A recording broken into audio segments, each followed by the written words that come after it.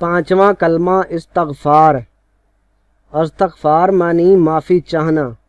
استغفر اللہ ربی من کل ذنب اذنبتہ عمدا او خطاء سرا او علانیۃ واتوب الیہ من الذنب الذی اعلم ومن الذنب الذی لا اعلم انک انت علام الغیوب وستار العیوب وغفار الذنوب ولا حول ولا قوۃ الا باللہ العلی العظیم۔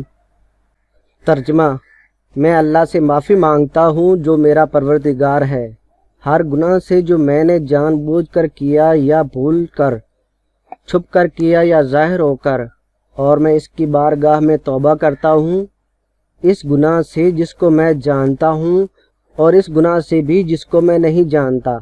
اے اللہ، بے شک تو غیبوں کا جاننے والا اور عیبوں کا چھپانے والا اور گناہوں کا بخشنے والا ہے، اور گناہ سے بچنے کی طاقت اور نیکی کرنے کی قوت اللہ ہی کی طرف سے ہے جو سب سے بلند عظمت والا ہے۔